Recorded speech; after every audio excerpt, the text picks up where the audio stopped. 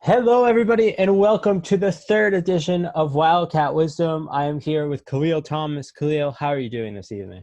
What is going on, Benjamin and Wildcat Nation? Welcome to week three into week four. A huge win by the Wildcats defense this week. St. Louis coming into Chicago. Rough game for their rookie quarterback, Javier Vasquez, against this very good Chicago Wildcats defense. Yeah, going into the game, I know you mentioned how against the rookie quarterback, it was up to the defense, my side, to put pressure on him and put him in situations where he was uncomfortable, and we did just that last week. All right, let's get into the highlights here.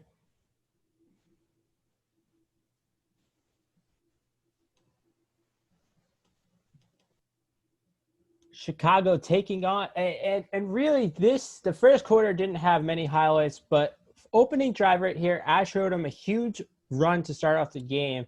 I mean, the offensive line played really well all day today, and here it is. Ash Odom, Mikey and Proto leading the blockers, and Ash Odom, once he gets out into the open field, it's hard to stop him. Yeah, we said it before. Get Ash Odom involved early and often, and we did just that. I think first play from scrimmage actually with the ball in the first quarter. And as we move on here to the next play, again, not many highlights, but Rob Ems here, a 50-yard field goal to make it 6-0. There were only 12 combined points scored in the first quarter. It was hard moving the ball on either side of the offense. So I'm pretty sure we have the best kicker in the SFL right now. I'm damn sure of that. Rob Ems, 50-yarder, 6-0 Chicago. And we move to the third quarter here. Coming out of half, I think Chicago really wanted to establish their offense. St. Louis did a great job on defense. Right here, E.T. King deep to Corey Carter for the 48-yard touchdown. Really opened up the game right here and changed the momentum. Yeah, and we said first half was a little sketchy. The play calling was up and down, but we came out firing in the second half. Huge touchdown right there to get us on the board, extend the lead out to 16-3. Yeah, and Corey Carter has been a big part of this offense. He's had a couple of deep touchdowns already this year and has made a couple of great plays, and he's a great wide receiver. And then, guess who it is? Ron Hoff again for the second week in a row, blocking a punt. That's 3 block punts in 2 weeks. Don't hassle the Hoff. Hoff, special teams MVP once again, doing his thing with another pump block. And on the next play, the new quarterback, or new wide receiver, Greg Soto, E.T. King fires over the middle over 2 defenders. What a play there. We spoke to Greg last week when he came on board. He says he's going to do some work. He's going to bring some work into this game, and he did just that. Back in the end zone for a touchdown, big lead, and the game started getting away from St. Louis completely. And, a couple of people warned us not to call out the St. Louis secondary, and St. Louis secondary did not do well. These wide receivers ran routes all over them, and they could not stop them. Here we go. And this is you, Khalil, on 3rd and 18. A huge sack here, crushing Javier Vasquez. A great play by you. Yeah, it got to the point he had a little bit of pressure already. He held onto the ball way too long, and the skies opened up, and I was able to get in there and get a quarterback sack. And then after the punt by St. Louis, guess who it is again? Greg Soto, the Cuban missile for his second career touchdown. Great play. According to Greg, I think he's in London already for the game this weekend. But listen, he was the offensive MVP of this game. He said on our show last week that he was ready to ball, and he balled against St. Louis. Yeah. He was saying he was doing a lot of partying last night, so hopefully it doesn't affect him in the next game. And listen, get it out the way now. Party now. Yeah. And Chicago will win 33-13. Stats here: Javier Vasquez, 23 for 34, 191 yards, but most of those yards came on that last drive when in the garbage time when really the second string defenders were in. He threw for 1 touchdown. Martinez, the running back, nothing. Averaged of only about 2 yards per carry, only 49 yards. Eagle Mondavi, great receiver, a rookie receiver, caught 8 receptions for 92 yards, 1 touchdown. And really the highlight on their defense in that game was Drew Reel's interception in the red zone On the other hand, E.T. King, another solid game. Didn't really, made the throws when he needed to. He wasn't forcing it a lot downfield. Ash Odom, almost 200 yards rushing. Greg Soto there, the rookie, 74 yards, 2 touchdowns. And Khalil Thomas, 2 tackles and a sack. And St. Louis will be playing Tulsa next week, who come in at 1-2. And we are traveling to London. I think most of the teams are already there, and we're going to be flying out tonight. London is 0-3. Yeah, I think the big thing on our side, Odom getting 188 yards, 26 carries. And I said it last week, E.T. King doesn't have to beat teams. I feel like when we're asking King to throw the ball 40, 50 times, it may not work out well. We saw that against Mexico City in week 1. I think we're in the sweet spot where if you balance out run and pass and you set up the play action, you give King time, 16-24 doesn't seem like a lot, but he's winning games. So while he's not putting up 400, 500-yard games, he's winning. I feel like that's the most important thing for him and his team. Yeah, and I think we'd all rather have a quarterback that's just doing his job instead of trying to force stuff downfield and trying to be the hero. That's how you win football games. It's not like you don't need to throw for 500 yards and 5 touchdowns every game. You just need to do your thing. And, passes came in the second half. I mean, we were pretty patient on offense to make those. And, he hit a couple guys downfield. Defense. This defense is, in my mind, it may sound biased, but the best defense in the league, and the statistics prove it. First in total yards allowed, and teams just can't run the ball on us. I think that first week in Mexico City, when it was just a tough game defensively, Mexico City was kind of doing what they wanted to do. It almost seems like an aberration a little bit. It almost seems like that wasn't a real game for our defense. It seemed like our defense kind of picked up the pace in week 2, really picked up the pace against a rookie quarterback in week 3. And I think what you're seeing now is the true Chicago Wildcat defense. And you could almost forget about that Mexico City game completely at this point. Yeah, and I think that was a big wake-up call for you guys on defense, especially, the defensive line. You guys have just been closing up all the holes and really getting to the quarterback every week and making a couple sacks. And that's what you need to do on defense. You can't, Matt Wilson had so much time in the pocket the week 1, and now quarterbacks are, they don't have the time anymore against us. So that's something to look for this week against London. So we'll now go to the league statistics and league games. Did you have a game this week that you thought was that you kind of surprised you, or was your favorite? My favorite, I was going to say this game of the week, Louisiana Tulsa 34-31 in overtime. Louisiana gets the win, OT field goal, over 800 yards total offense. And the game was just even throughout. I feel like there wasn't a point where, one team had a huge advantage, kept going back and forth. So that was definitely my game of the week this week. Charleston, we had talked about this game a little bit while it was going on. I thought this was Charleston's make or break game, because you go 0-3 to start the season. You're not in a good position, and it's really hard to come back from that. And they were down early 21-10, but they made a good comeback and ended up winning 38-31. Yeah, the key to that, 12 of 15 on third down conversions, along with Keith Swergen, 140 yards, 2 touchdowns on the ground. So third down conversions in this league is very, very important, and they went damn near perfect in those. And obviously our game, Chicago winning 33-13. And then a very close game later that day, Vancouver beating the Storm. The Storm have not won a game, but, they didn't have a good game last week, but they bounced back against a pretty good Vancouver team. And it's a 1-score game, but they should hold their heads high that they almost won this game. Yeah, the key stat there, the defense of Vancouver allowed just 67 yards on the ground. And just like our game, I feel like if you can shut down the ground games of these teams, it forces the quarterback to throw the ball, and that sets up the defense to know, okay, they're throwing the ball, pin the ears back and go after the quarterback. And shocking loss for Jacksonville here. That defense had been really good the first 2 weeks of the season, but they lost to Queen City, and Queen City 38-17. The next game, Mexico City, in a very close game, beating London, who is this week's opponent, 23-17. I thought London, had a chance, but they couldn't put away the game, and a couple of mistakes by their wide receivers dropping the ball, which led to interceptions. It just did not help them. Well, I'm going to go back to Queen City for a second, too, because that's fine. 10 total turnovers from both teams.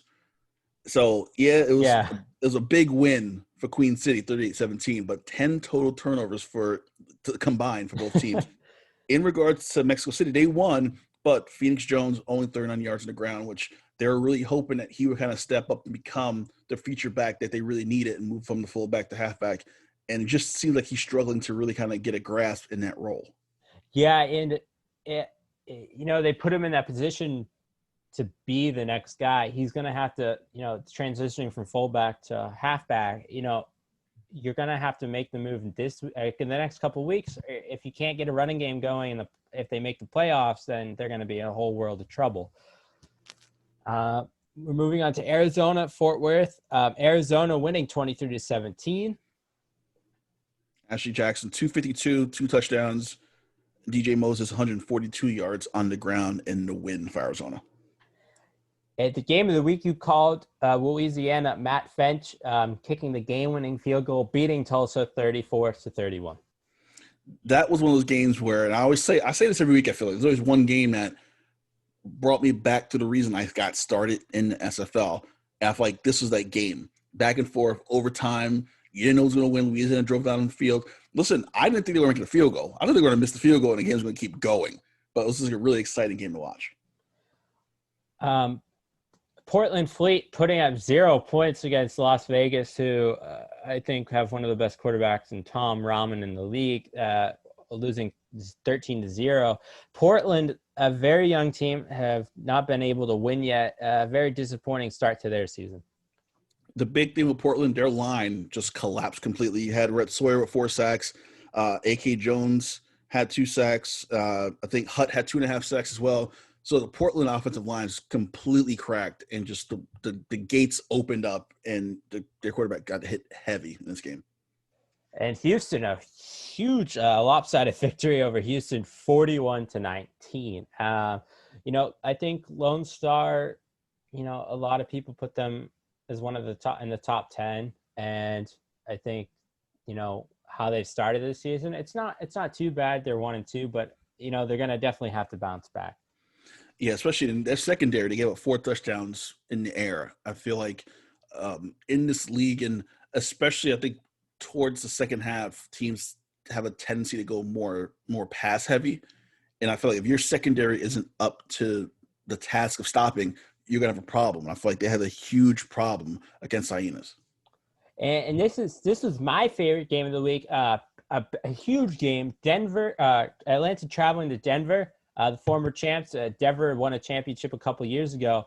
Denver coming out with the victory 41-34, and that's Atlanta's second loss in a row. Denver, I would watch out for that team right now because they're on fire, and if they can continue their hot streak, they're going to go deep in the playoffs. So my headline here, defending champs 1-2 so far this season. And we said humbling last week. This week, you kind of got to look at their game plan, and they have to figure this out. Josh Miller, 400 yards passing, 4 touchdowns. I came in the season thinking the Swarm was just going to run through things and make it to the playoffs easily, and they really have to get their act together at this point. Yeah, and they will be facing us, I think, next week or the week after. I can't wait for that game to face the defending champs. Moving on to the last game of the week, another close game for the Carolina Skyhawks, but they could not come out with a victory this week. Baltimore winning 20-16. I put in my notes, Vultures win despite a significant deficit in time possession. Mm-hmm. Usually you win a game if you control the clock, or if there's a minor deficit, a few seconds, a minute here. It was a 6-minute deficit in time possession. So they won despite that, but Mike Dazzle had a great game. Gaines as well had a great game on the ground. Mm-hmm. Moving on to stat leaders in passing, Bryant Dynasty leading the league. Good for the rookie there, over 1,100 yards. Matt Wilson coming in second with only 2 yards away from 1,100. Josh Miller, the quarterback you just talked about, threw for over 400 yards this week, now almost at 1,000 yards. Then we finish off with Sully Richardson at 912 yards, and Dazzo at one off of 900 yards. Pretty good quarterbacks right there. And, these teams are going to be passing a lot this year. And it's you got to look at that as a defense. You got to stop a guy like Bryant Dynasty, or he's just going to pick you apart. Moving on to QBR. Yeah, I feel. Sorry, real quick. I think the issue with Dynasty, he's put up these really big numbers. But I also feel like they're in these kind of shootout games, or they're down going into the fourth quarter. So we talked about E.T. King earlier. Is Dynasty's yards, are they a byproduct of play, or are they a byproduct of they have to throw the ball? Yeah. So you kind of keep that in mind as well. QBR, Ashley Jackson leading the league with at 109.3. TD Drew 0.2 behind her at 109.1. Tyree from Sussex Falls at 105.9. Dynasty at 103.5 QBR, and Matt Wilson rounds out the list at 101.7. Moving on to rushing, DJ Moses from Arizona, who past 2 weeks has run the ball very, very well. He's at 458 yards. Swearingen from Charleston at 444 yards. Reggie Streeter, who's had a great year so far, at 436 yards. And rounding out the list is Colin Hart from Sussex Falls at 421 yards, and Jared Willis from Jacksonville at above 400 yards. And the leaders in touchdowns, Swearingen at 6 touchdowns, and there's multiple players with 5 touchdowns. Is there any running back that has caught your eye this year, Khalil? I think when we were talking about the Charleston team during the game, Swearingen is the guy that how he goes is how they go. Mm-hmm. I feel like he saved them in this game this week that they really needed. Like you said in text to me, if they don't win this game, they're done. So I feel like if Swearingen is successful and does what he has to do, Charleston's good to go. If he has a tough game, Charleston's going to struggle a little bit. So Swearingen's definitely one of the guys I look at. Moving on to receiving, Gabriel Manning, who we saw a lot of last that week. guy again. Yeah, oh, God. At 521 yards. And Matt Daggs at 455 yards. I might be biased here as a tight end, but it seems like a lot of tight ends are getting a lot of love around the league this year and making a big impact on offenses. Yeah, you really don't. I feel like, positions like the fullback, the tight end were kind of forgotten about in football anywhere. But I feel like now you're starting to see our fullback, you're starting to see Mikey and Prota get possessions, and he even caught a ball, I think, and during the preseason. Tight ends are becoming more and more prevalent in the offensive scheme. So I feel like tight ends, especially if we have one of the best in the league in Shan Varner, I feel like if they can catch the ball and there's some speed behind them, Varner, I think Varner runs like a 4.3, I think. Mm-hmm. They got to get the ball. So I think they're becoming just as important as a wide receiver. Yeah, and as a tight end, you're lined up most of the time against linebackers. So if you have that speed, you can easily get past them and go over the openings of the field. Rich Pratchard at Vancouver, tied with Falco from Atlanta with 348 yards. And last is Chisholm from Atlanta with 339 yards. Gabriel Manning and Mike Daggs both tied as league leaders with 5 touchdowns. Matthew Jr. from Queen City with 4, tied with Gunnar Lewis from Sussex Falls with 4, and multiple players with 3 touchdowns. Yeah, it's funny. We saw Daggs week 1. We saw Manning week 2. Uh-huh. We saw two of the best receivers in the SFL in the first 2 weeks. So it was just interesting to see them up close and personal and really see how really good they really are. Yeah, and those 2 Atlanta players on the list, we'll be seeing them in a week or 2, so best be watching them to see if they remain on top of the stats board. Tackles, Brody Gulch, the rookie from Houston, my former teammate of mine from Ottawa, great guy, great player, tied with DJ Majesty of Tulsa with 32 tackles. Next from Atlanta is Lee with Aaron Lee with 29 tackles. Drew Hamilton from Vancouver also with 29 tackles, and multiple players with 25. Moving on to sacks. Norwood from Jacksonville led the league last week with 7 sacks, continuing his dominance, adding a sack this week, making it 8. Sawyer from Las Vegas with 6 sacks. Roykin from Lone Star with 5 sacks, and multiple players in the league with 4 sacks. Norwood, definitely the best in the league right now at the defensive tackle position, really making it hard for quarterbacks to make plays. Don't forget Sawyer. Yeah, Sawyer had 4 sacks in week 3. Yep. So he went from 2 to 6 in 1 week. So, you talk about sacks and talk about guys who can get at the quarterback. Sawyer's definitely in that conversation as well, like Norwood. Mm-hmm. And then interceptions. Last week, it was Arthur from Louisiana. Now it's Nathan Blake with 4 interceptions. Very great secondary there, making plays. Multiple players also with 3 interceptions, and touchdowns stayed the same this week. It took multiple players tied at 1. Teams now, if you look at offense, Chicago coming in at third. That's a very good spot to be at as an offense with 1,281 yards.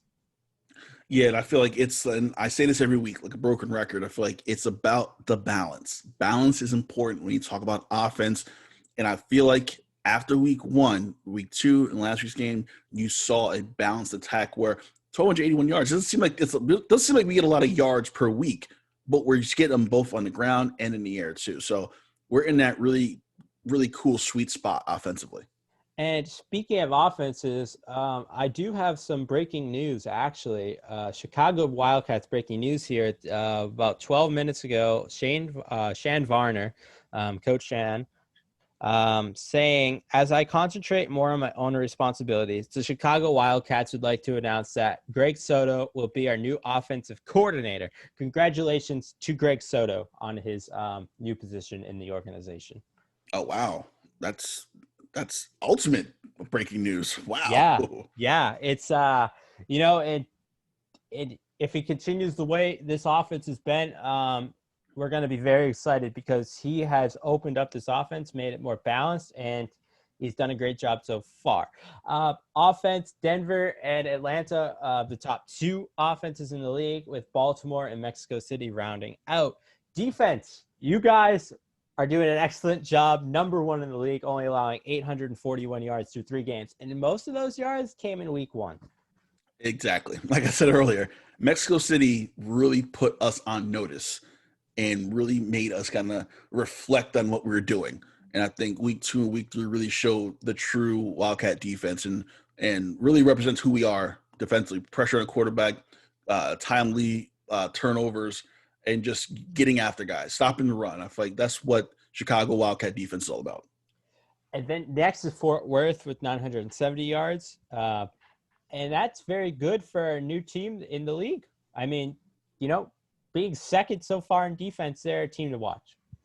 Yeah, I feel like with most expansion teams, the defense is always the first aspect of the team to kind of round out. You focus on the defense because the offense might struggle. You might not have the pieces you want in place.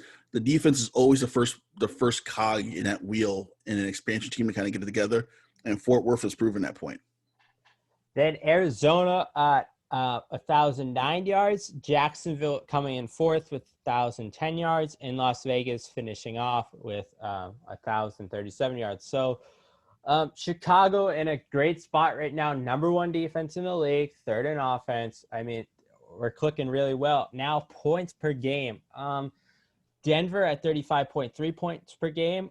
Sussex Falls 34.3. Louisiana 31.6. Mexico City 31.3. And Charleston with 30.6. And Chicago's averaging about 29 points a game on offense. So not too far off that list, still in the top 10. Yeah, actually, I put together like power rankings, and of the offense, the top 5 have Denver, Louisiana, Sioux Falls. Those are my 3. So of the 3 of what I think is the top 5 teams in the league, those 3 are in here, and you actually can see one of those teams also on defense as well. Yeah, and I think Louisiana has done a great job this year, obviously with the addition of Johnny Pickler, really creating this beast of an offense that, they're 3-0 now. I mean, they're clicking on all cylinders. And I think obviously they're a team to watch moving forward. We don't play them at all this year, but maybe a team if we make the playoffs further down the line. But I will say they did have a close game this week. So, Yep. You look at that game that was kind of back and forth. Some teams, some coordinators might have seen some chinks in that armor somewhere where you might be able to kind of maneuver and beat Louisiana because you might have a blueprint based on last week's game on how to do so. Moving to defense, Arizona allowing 18 points per game. Queen City, 19.3 points per game. Sussex Falls, 19.6 points per game. Vancouver, tied with them at 19.6, and Jacksonville at 22.